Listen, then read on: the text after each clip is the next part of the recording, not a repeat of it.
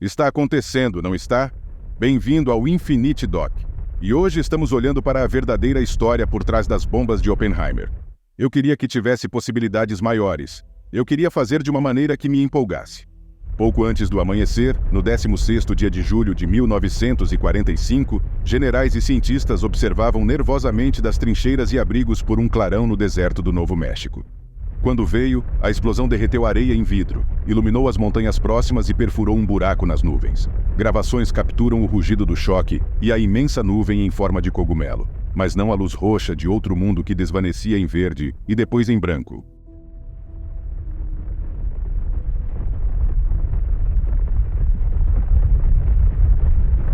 O arquiteto da bomba, o físico J. Robert Oppenheimer, recordaria a sensação de temor e melancolia. Agora eu me tornei a morte, o destruidor de mundos. Acredito que todos nós pensamos isso de uma maneira ou de outra. Now I am become death, the destroyer of worlds. I suppose we all thought that, one way or another. No entanto, testemunhas se lembram dele, aliviado e triunfante.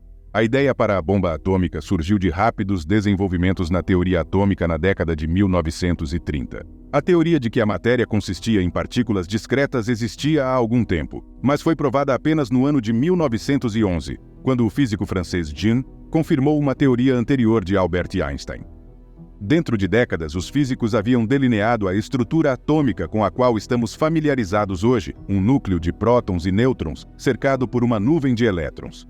Então veio uma descoberta crucial no ano de 1938.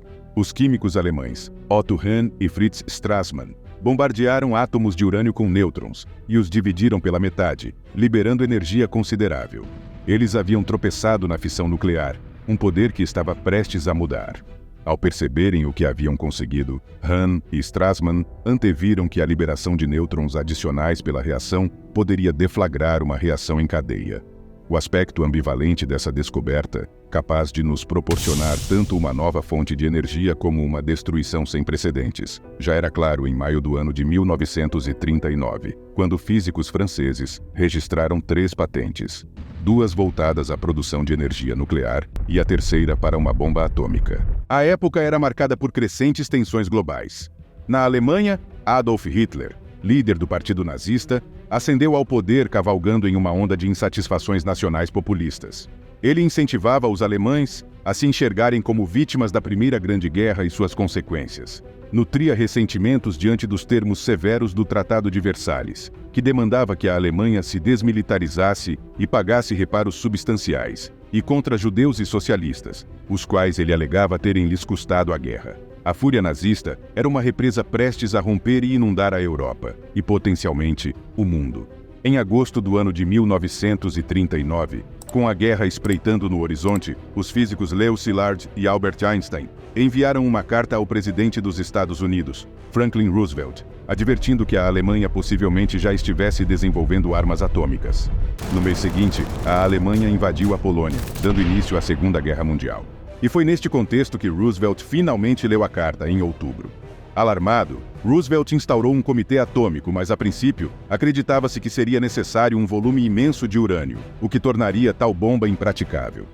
Contudo, em março do ano de 1940, os físicos Otto Frisch e Rudolf Payerus descobriram que uma pequena quantidade de um isótopo específico, o urânio-235, seria suficiente para dar início a uma reação nuclear em cadeia. Em dezembro de 1941, o ataque japonês a Pearl Harbor arrastou os Estados Unidos para a guerra, e no ano seguinte, os Estados Unidos lançaram o Projeto Manhattan, um programa secreto para construir uma bomba que pudesse ganhar a guerra.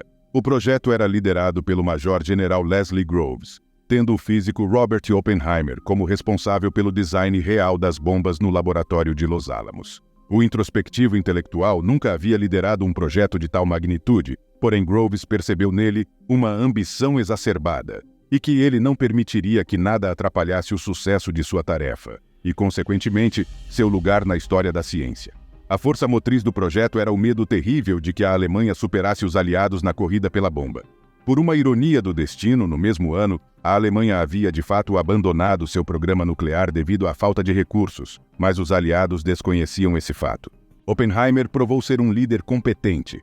Sob sua direção, o projeto perseguiu 2 designs distintos, baseados em diferentes métodos para iniciar uma reação nuclear em cadeia. O design mais simples, chamado arma, envolveria o lançamento de um pedaço de material físsil contra outro. Uma versão anterior, a Thin Man, que utilizava plutônio, foi descartada por apresentar risco de pré-detonar. Seu sucessor, a Little Boy, utilizou urânio-235 em seu lugar.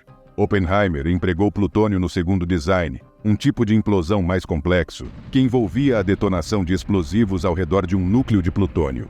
Isso resultou na bomba apelidada de The Gadget, utilizada no teste Trinity, em julho de 1945, e em uma bomba chamada Fat Man. À época do teste Trinity, a Alemanha já havia se rendido, mas o Japão continuava a lutar. Em 26 de julho, os aliados exigiram a rendição incondicional do Japão, alertando para uma rápida e total destruição. O Japão recusou, e o presidente Harry Truman autorizou o uso das bombas. Há pouco tempo, um avião americano soltou uma bomba sobre Hiroshima e destruiu sua utilidade para o inimigo.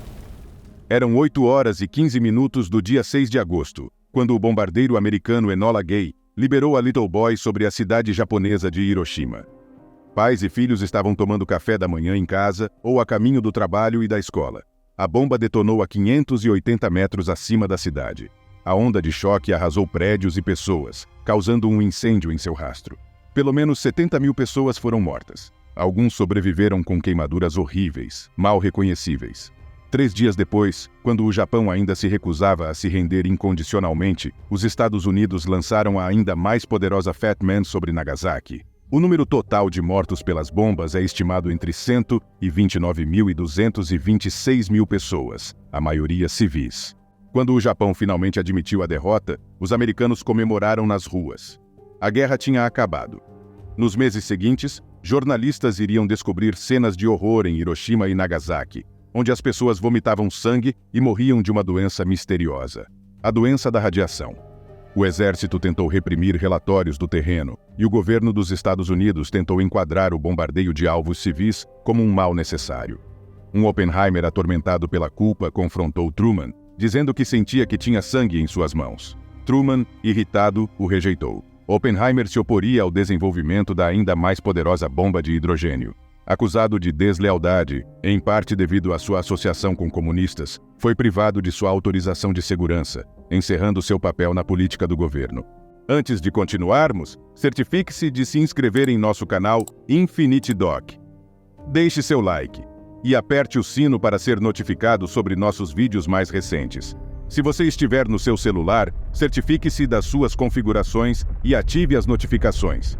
Hoje, estima-se que ainda restam cerca de 13.080 ogivas nucleares no mundo.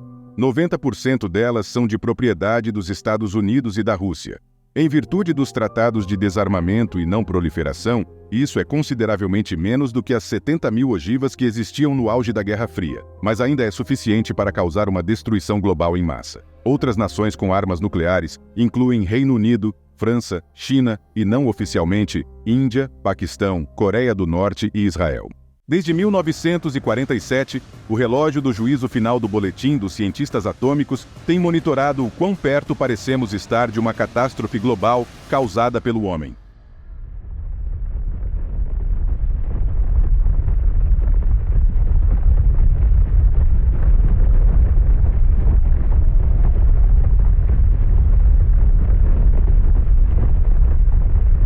Em 24 de janeiro de 2023, o relógio foi adiantado para 90 segundos para a meia-noite, marcando um tempo de perigo sem precedentes. As imagens da destruição causada pelas bombas continuam a nos assombrar, lembrando-nos do terrível poder que agora temos em nossas mãos.